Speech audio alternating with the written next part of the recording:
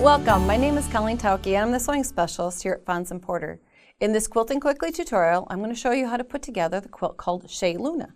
If you'd like to purchase this pattern, please visit our website. We're going to be working with 2.5-inch pre-cut strips, and this is a great pattern for a beginner or a group project. If you've got a collection of 2.5 strips that are already kind of color coordinated for you, it's a great way to just pick a background, a focal point, fabric, like you see here, the orange and kind of the yellow combination, and just have fun making 4 patches into large 9 patches and quickly put together a quilt. So the 2.5-inch strips are paired with a background fabric here. It's kind of a light gray, kind of silver gray color. It helps those colors really pop out. Then this bright orange is used as those vertical columns to put everything together. So since we have these already pre-cut, we're going to be cutting 2.5-inch strips of the gray to make what you see here, the 4 patches that go into the blocks.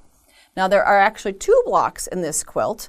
I've got a little sticky note here to remind me that there are 16 that are arranged like this, so that they're laid out in a 9-patch fashion, 3 blocks across and 3 blocks high. And you'll see that those 4 patches are in 5 positions: the outer corners and the center.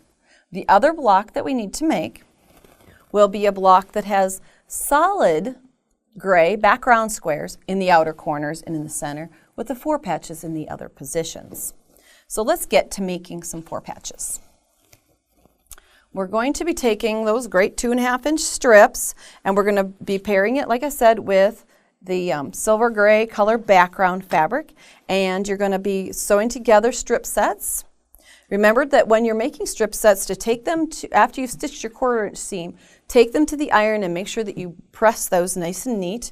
I have a group of them here, and we'll show you the back side.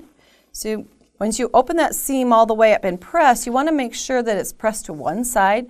Usually we select the darker of the fabrics to press our seams toward, so that you have a nice, neat finished product with your strip set. Then you're going to be going through a lot of the colors, pairing them all with that background fabric. And in order to cut the units that you need, you can, once you're comfortable cutting, we're going to be cutting 2.5-inch wide subunits off of these strip sets. There is a quick method that many people will go to, and it's simply lining up one strip set after another on top, kind of going down through and cutting a bunch of them at once, because since you have to cut so many, we always are looking for quick ways to get through the simple cutting. Say 4 or 5 at once, you can stack up. Now if this was the beginning, you would have your selvage edges on here, and since I've already cut a few off, they're already kind of straight. But when you realign, or if you have to take a break from your cutting and come back to it, you're always going to want to clean up that edge. So we're going to take the first section off of here. And like I said, we need 2.5-inch wide strips. So what I'm going to do is overcut just a little bit. I'm going to lay my ruler on. I'm going to align my ruler with the seam line between the background and the print. 1, 2.5 plus just a little, so that I know I'm above all of those strip sets that I've stacked up there, and make my first cut.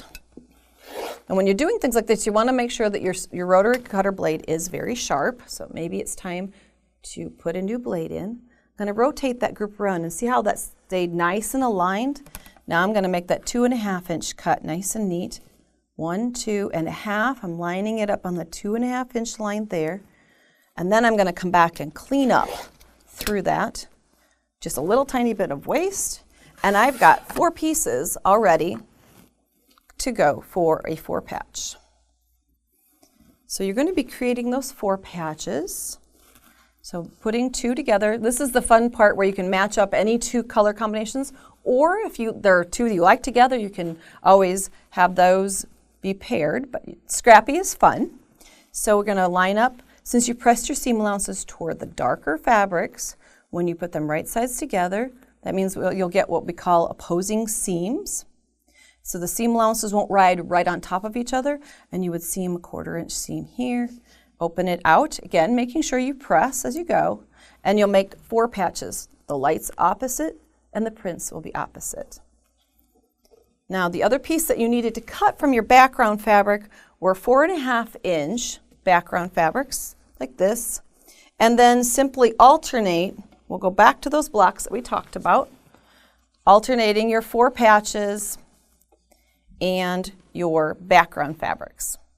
Now you'll have created the required amount of the 2 different combinations, and then you'll need to follow your instructions and your diagrams for the placement within those. Because as you walk down through the quilt, you'll notice that different ones fall in different places.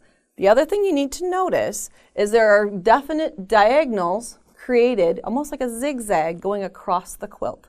So follow the diagrams for the assembly of the different columns within the quilt. Once you have the columns created, you're going to be putting that long sashing strip in between.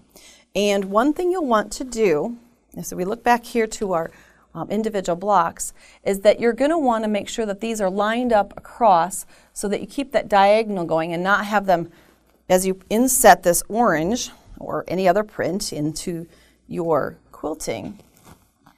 If we were to just come in here and sew the sashing all along a long column of these to this, it could get stretched and distorted, and when we want to put the next piece on, it may shift down and create kind of a wonky, offset kind of look to it, and we want to keep our quilt square. So in order to do that, we have what we call a Sew Easy, which is a technique video on it's called row alignment. And what we're doing is aligning rows, kind of keeping them in ladder order going down through the quilt.